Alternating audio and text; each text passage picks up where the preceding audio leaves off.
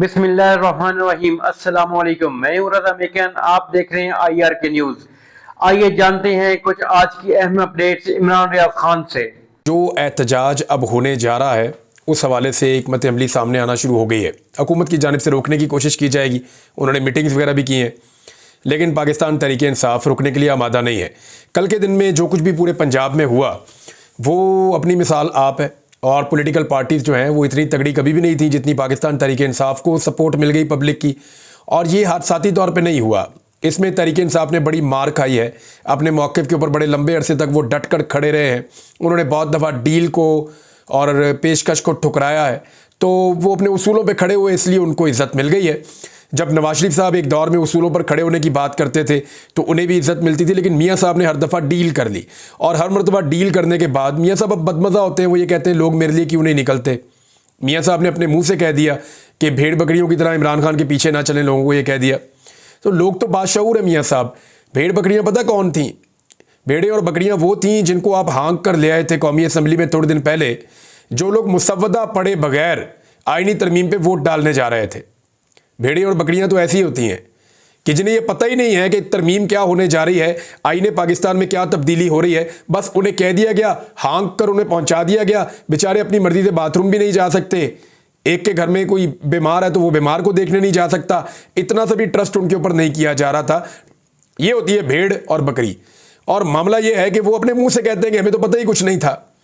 तो मियाँ साहब, आप चाहते हैं कि इस तरह की आपको सारी भेड़ें और बकरियां मिले, तो पाकिस्तान की आवाम में अब आपको नहीं मिलेगा। और ख़ुद भी आपकी हालत ऐसी हो गई है कि आप पाकिस्तान से बाहर जाना चाहते हैं, आपको हाँक कर वापस असम्बली की जानिब लाया जाता है, क्योंकि अब आपका एक वोट भी बहुत कीमती हो गया है।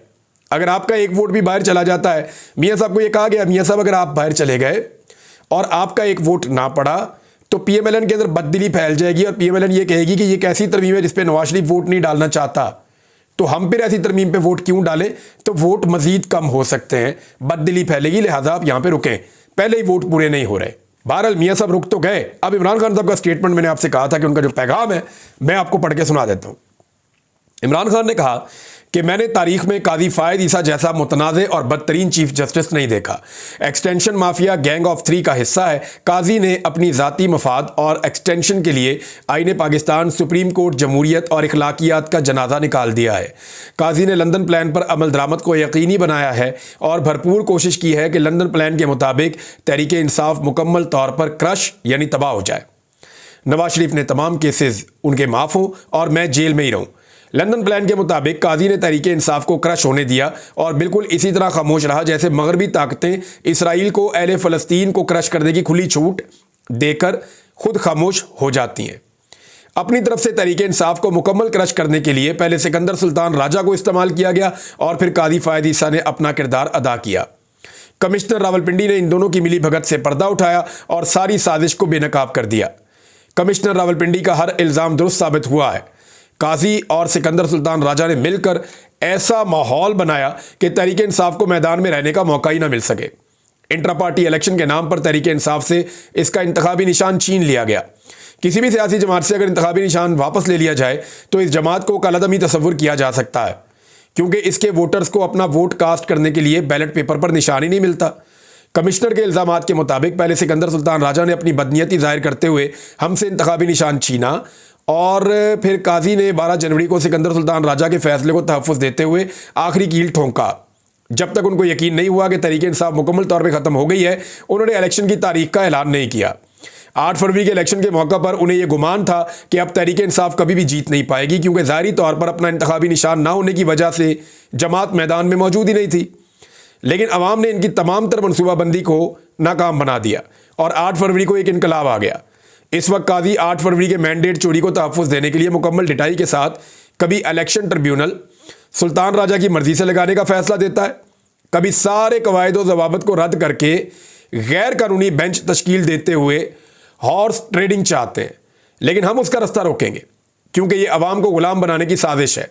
अप्रैल 2022 में जब हमारी हुकूमत साजिश करके गिराई गई तो इल्ज़ाम लगाया गया कि पाकिस्तान दुनिया में मुकम्मल तौर पर तनहा हो चुका था, जो कि सरासर झूठ पर मबनी प्रोपेगेंडा था। हमारे दौर में पाकिस्तान में 2 इस्लामी कॉन्फ्रेंसेस हुई, जिनमें सऊदी वली अहद मोहम्मद बिन सलमान ने शिरकत की।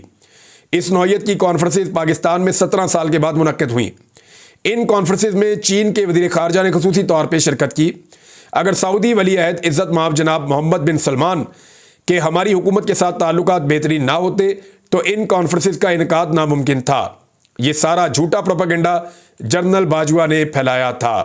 इमरान खान साहब ने कहा, ये डू और डाई, निकलो पाकिस्तान के लिए। और सारे पाकिस्तानियों को उन्होंने कहा कि ये अब सर्वाइवल का मामला है। अली अमीन गंडापुर साहब ने क्या कहा, वो भी बड़ा इंपॉर्टेंट है। अली अमीन गंडापुर ने कहा कि अब हम पूरी तैयारी के साथ खैबर पख्तूनख्वा से आएंगे और वफाकी हुकूमत और इत्तेहादियों को तनकीद का निशाना बनाते हुए उन्होंने कहा कि ना तो हम तसादुम करना चाहते हैं, ना किसी को नुकसान पहुंचाना चाहते हैं, लेकिन हुकूमत हमारा रास्ता रोकने के लिए ओछे हथकंडे इस्तेमाल कर रही है।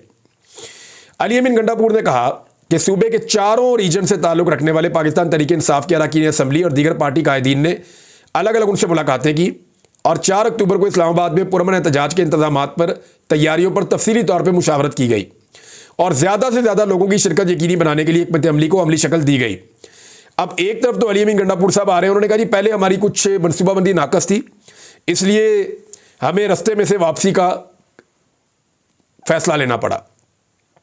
कारकुनान और रहनुमाओं के पास मियारी मास्क नहीं थे, हिफाजती आलात नहीं थे, लेकिन इस बार मखसूस और तरबियत याफ्ता दस्तों समेत जो काफ़िले हैं वो पहले पहुंचेंगे और जो मेन काफ़िला है वो उसके पीछे आएगा। पिछली मरतबा मशीनरी हमारी पीछे रह गई थी, हम आगे निकल गए थे और मशीनरी को आगे लाना मुश्किल हो रहा था, लगातार शेलिंग थी, तो हम यानी एक तंजीम का फुकदान था थोड़ा सा, लेकिन लोगों ने बड़ी बहादुरी के साथ क्रॉस किया था उस सारे एरिया को, रुकावटों को।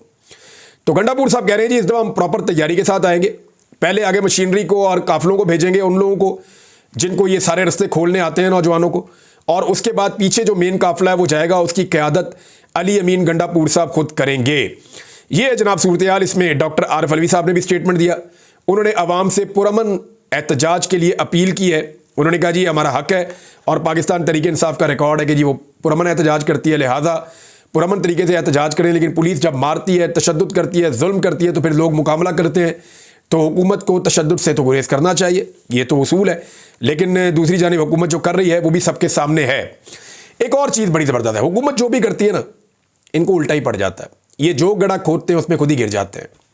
मिसाल के तौर पे अभी डॉक्टर जाकिर नाइक साहब पाकिस्तान तशरीफ़ लाए हैं, हम पाकिस्तानी उनको वेलकम करते हैं, बहुत बड़े मजहबी स्कॉलर हैं वो, बड़ा नॉलेज है उनके पास।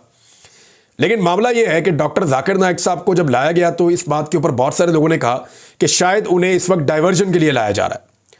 हुकूमत ये चाहती है कि तवज्जो डाइवर्ट हो, बजाय इसके कि लोग इस वक्त पाकिस्तान तहरीक इंसाफ, आईनी तरमीम और इन चीज़ों के ऊपर फोकस करें। तवज्जो डाइवर्ट होनी चाहिए, कोई और इशूज़ हों जिनके ऊपर बातचीत की जाए। तो इसलिए क्योंकि पाकिस्तान में नहीं दुनिया में बहुत मकबूल है डॉक्टर जाकिर नाइक, और पाकिस्तान में एक बड़ा मजहबी रुझान भी है, तो डॉक्टर जाकिर नाइक साहब को पाकिस्तान लाया गया, दावत के ऊपर तशरीफ़ लाए हैं वो, और इन्हीं दिनों में आए हैं जब वो आईनी तरमीम वगैरह हो रही है। तो डॉक्टर जाकिर नाइक साहब आए और उनका जो इंटरव्यू हुआ उसमें अलीना शिगरी साहिबा ने गालिबन सवाल किया निजी टीवी से, और उन्होंने ये सवाल किया डॉक्टर जाकिर नाइक साहब से कि एहतजाज के हवाले से। तो उन्होंने जो एहतजाज पे स्टेटमेंट दे दिया, ये हुकूमत को और मुसीबत पड़ गई। हुकूमत को लगता था कि स्टेटमेंट उसी तरह के होंगे जैसे नॉर्मली ये लोग आते हैं, उनसे वो दिलवा देते हैं, तारीफ़ें करवा देते हैं। तो मुलाकातों की फ़ोटोज़ भी आ गई, उनके ट्विटर से ट्वीट भी करवा दिया, इसहाक डार से मिल लिए, शहबाज शरीफ से मिल लिए। मुझे हैरत हो रही है कि डॉक्टर साहब VPN लगा रहे हैं पाकिस्तान में, तो नहीं, मेरे ख्याल में उनका जो ट्विटर हैंडल है वो पाकिस्तान में नहीं होगा, वो उनकी टीम हैंडल करती होगी और वो पाकिस्तान से बाहर होंगे, लिहाजा वो बड़े आराम से वहाँ ट्वीट कर रहे होंगे, लेकिन उनका ट्वीट पाकिस्तान में शेयर हो रहा है। तो उन्हें अगर पता होता कि पाकिस्तान में VPN लगा के चलता है ट्विटर, तो फिर अगर वो यहाँ ले आते और ख़ुद इस्तेमाल करते तो उनको VPN लगा के पाकिस्तान से ट्वीट करने पड़ते, जैसे कि वज़ीर आज़म करते हैं, वफाकी वज़रा करते हैं, बाकी सारे लोग करते हैं, तो वो VPN लगा के उसको इस्तेमाल करते हैं। डॉक्टर साहब से जब एहतजाज का पूछा गया तो उन्होंने कहा जी ये तो लोगों का हक है और पुरअमन एहतजाज होना चाहिए, एहतजाज अच्छी चीज़ है, बुरी चीज़ तो नहीं है। यानी ये सवाल जब आया तो ये हुकूमत तो ये एक्सपेक्ट कर रही होगी ना कि एहतजाज के ख़िलाफ़ वो बोल देंगे तो हमारा एक नैरेटिव बन जाएगा कि इंतशार फैल रहा है, ये हो रहा है, वो हो रहा है। उन्होंने कहा नहीं जी, बांग्लादेश में आप देख लें, वहाँ एक बड़ी ज़ालिम हुकूमत थी हसीना वाजिद की, वो एहतजाज हुआ बड़ा ज़बरदस्त और वो लोग कामयाब हो गए और बांग्लादेश उसके नतीजे में आगे बढ़ेगा। तो डॉक्टर जाकिर नाइक साहब ने जो जुमले बोल दिए, हुकूमत की उम्मीदों के बरक्स काम हो गया। नॉर्मली यहाँ पे जो भी काम हो रहा है हुकूमत की उम्मीदों के बरक्स हो रहा है।